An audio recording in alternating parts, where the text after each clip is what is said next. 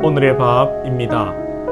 9월 5일 월요일 오늘의 밥은 에베소서 2장 11절로 22절 말씀입니다. 그러므로 생각하라. 너희는 그때 육체로는 이방인이요 손으로 육체 행한 할례를 받은 무리라 칭하는 자들로부터 할례를 받지 않은 무리라 칭함을 받는 자들이라. 그때 너희는 그리스도 밖에 있었고 이스라엘 나라 밖에 사람이라.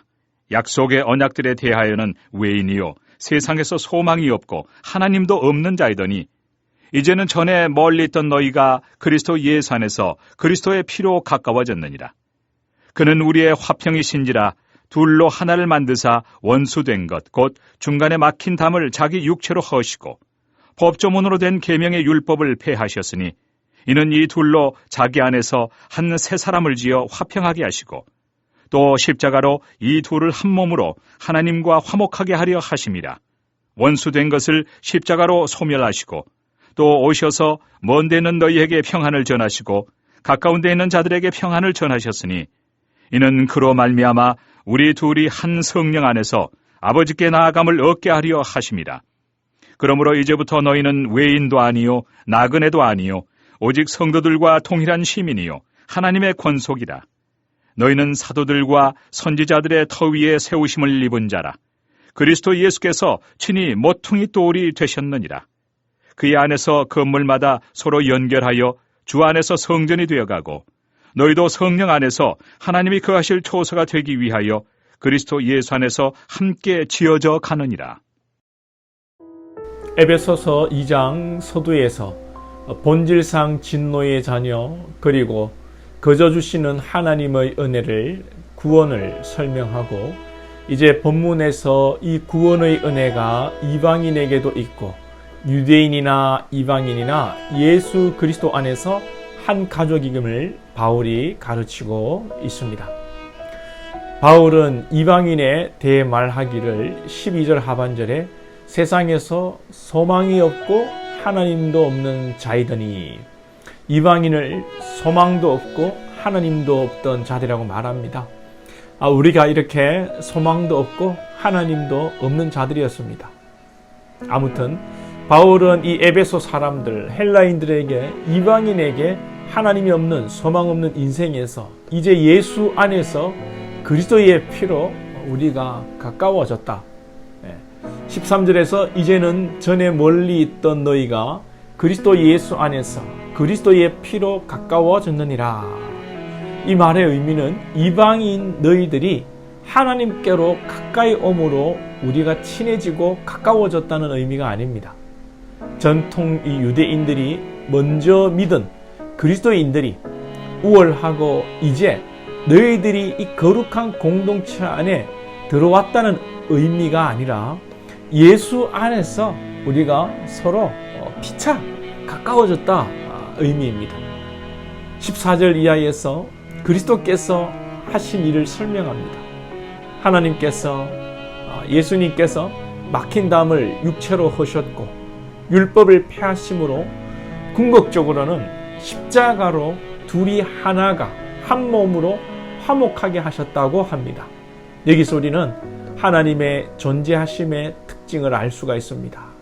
하나님께서는 삼위일체로 창세전에 계셨고 또 피조물과 함께 하시기를 원하시고 무엇보다 예수님께서 또 십자가에서 죽으심으로 하나님과 원수된 우리를 하나가 되게 하십니다.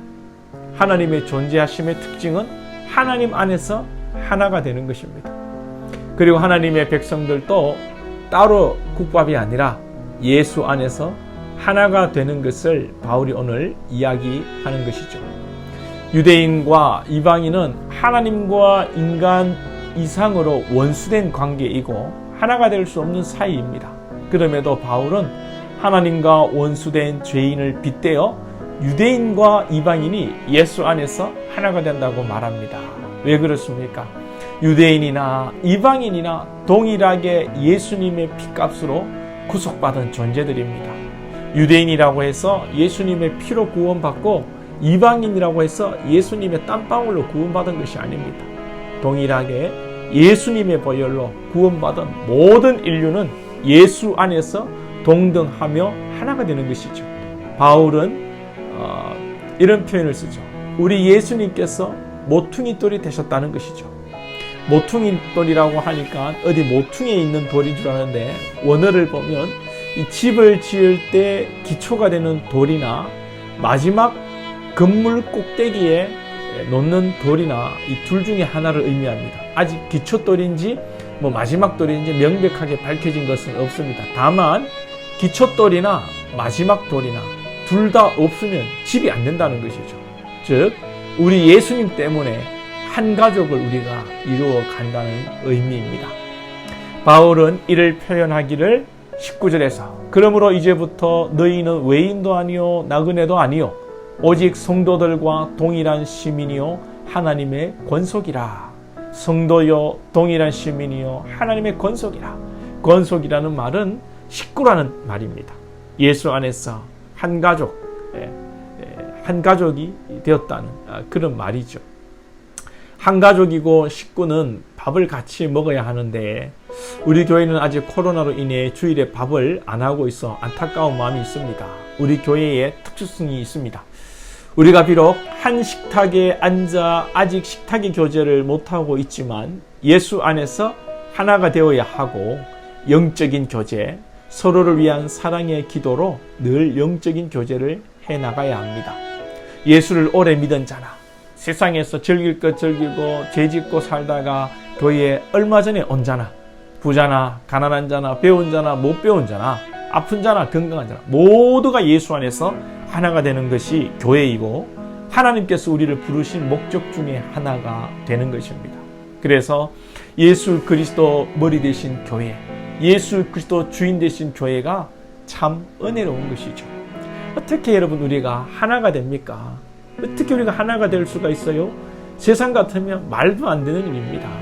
인류 역사를 보면 세상의 평화와 화목을 위하여 많은 일들을 하지만 또 인류 역사 가운데 그런 평화적인 회담도 있었습니다. 그러나 이 땅에 평화가 성취된 적은 없습니다. 1938년 9월에 독일 베를린에서 세계 평화의 회담이 있었습니다. 당시 참석했던 세계적인 영향력을 가진 영국 수상 이 챔벌레인은 회담을 마치고 나오면서 말하기를 우리 시대에 평화가 왔다고 선언하였습니다. 그러나 꼭 1년이 지나 1939년 9월에 평화회담이 열렸던 독일에서 히틀러가 전쟁을 일으켰습니다. 이것이 세상에서 여러분 일어나는 일이죠. 우리 모두가 예수 안에서 하나 되기를 힘써야 합니다. 미워하고 다투고 싸우는 무리는 교회가 아니고 예수 믿는 자들이 아닙니다. 무늬만 기독교인이에요. 우리 교회와 우리 모든 성도님들이 참 성도, 참된 그리스도인이 되어 아름다운 교회로 함께 우리가 예수 안에서 지어져 가기를 소망합니다. 기도드리겠습니다. 하나님 아버지, 우리가 예수 안에서 참으로 잘난 자나 못난 자나 의로운 자나 죄 있는 자나 배운 자나 못 배운 자나 다 예수 안에서 한 가족으로 부르심을 받았습니다. 하나님 아버지, 우리가 이 부르심 안에 하나가 되게 하시고 하나님의 존재에 그 존재하심이 하나가 되고자 하심이오니 우리가 하나님을 닮아 서로 사랑하고 이해하고 서로를 섬기며 나와 동등된 성도요 교인임을 알게 하시고 권속임을 알게 하시고 섬기며 하나가 될 수 있는 저희들이 다 될 수 있도록 인도하여 주시옵소서. 예수님의 이름으로 기도하옵나이다. 아멘.